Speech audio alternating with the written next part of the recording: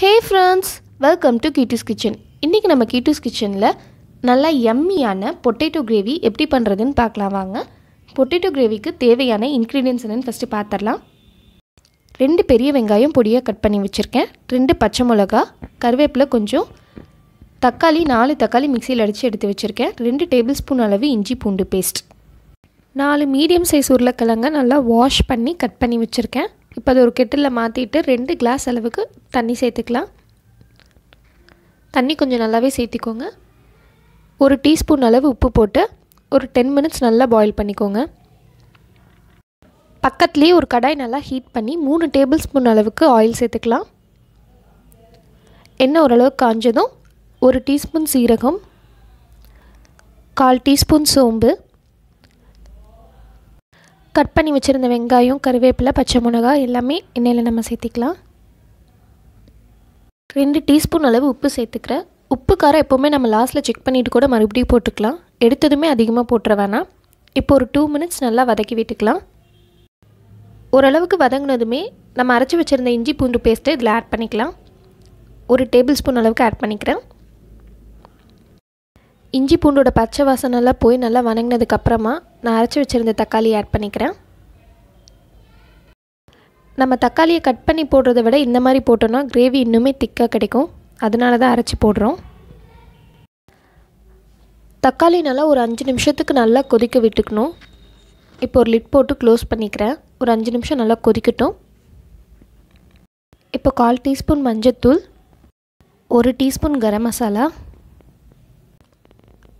1/2 teaspoon chicken masala, 1 teaspoon Kashmiri மிளகாய் தூள், 1 teaspoon மல்லித்தூள். இப்போ இதெல்லாமே நல்லா வதக்கி விட்டுக்கலாம்.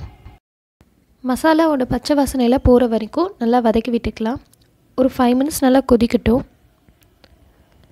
5 நிமிஷத்துக்கு அப்புறமா நம்ம வேக வச்சுருந்த உருளைக்கிழங்கு இதில் சேர்த்துக்கலாம். உருளைக்கிழங்கு மீடியம் சைஸில் கட் பண்ணி வேக வச்சேன்னா நம்மளுக்கு ரொம்பவே குயிக்காக வெந்துடும். நான் ஒரு 10 மினிட்ஸ் தான் வேக வச்சுருந்தேன். நல்லாவே வெந்துருச்சு. கிரேவியோடு நல்லா மிக்ஸ் பண்ணி விட்டுக்கலாம். இப்போ ஒரு 5 மினிட்ஸ் நல்லா கொதிச்சதுக்கப்புறமா தண்ணி வேணும்னா நம்ம ஆட் பண்ணிக்கலாம். நான் இன்றைக்கி தண்ணி ஊற்ற போகிறதில்ல, தேங்காய் பால் தான் ஊற்றுறேன். தண்ணியும் நம்ம ஆட் பண்ணிக்கலாம். இன்றைக்கி நான் தேங்காய் பால் எடுத்து வச்சுருந்தனால அதை ஆட் பண்ணிக்கிறேன். 1 கப் அளவுக்கு ஆட் பண்ணிக்கலாம். நம்ம தேங்காய் பால் சேர்க்கும் போது நம்மளுக்கு டேஸ்ட் இன்னுமே நல்லாயிருக்கும். அதுக்காக நல்லா கலந்து விட்டுட்டு ஒரு 5 மினிட்ஸ்க்கு கிரேவியை நல்லா கொதிக்க விட்டுக்கலாம். நம்ம கொதிக்க விடும்போது தான் நம்மளுக்கு கிரேவி நல்லா திக்காகும். ஃபைனலாக ஸ்டவ் ஆஃப் பண்ணுறதுக்கு முன்னாடி ஒரு ஃப்ளேவருக்காக ஒரு தாளிப்பு கொடுக்க போகிறேன். 1 டேபிள் ஸ்பூன் அளவு ஆயில் சேர்த்துக்கிறேன். உங்களுக்கு கீ ஃப்ளேவர் பிடிக்குன்னா கீ கூட ஆட் பண்ணிக்கலாம். 1/2 டீஸ்பூன் கடுகு, கடுகு நல்லா பொரிஞ்சதும் கொஞ்சமாக கறிவேப்பிலை. இப்போ நம்ம இந்த கிரேவியில் ஆட் பண்ணிக்கலாம். ஆட் பண்ணிவிட்டு ஒரு 1 மினிட் கொதிக்க விடலாம். இது இட்லி, தோசை, ரைஸ், சப்பாத்தி எல்லாத்துக்குமே ஒரு எம்மியான ஒரு கிரேவி. ஸ்டவ் ஆஃப் பண்ணிவிட்டு கார்னிஷிங்க்கு கொஞ்சமாக கொத்தமல்லி இலை போட்டுக்கிறேன். அவ்வளோதாங்க.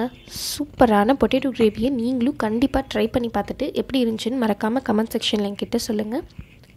Okay friends, please do like, share and subscribe. Thank you for வாட்சிங்.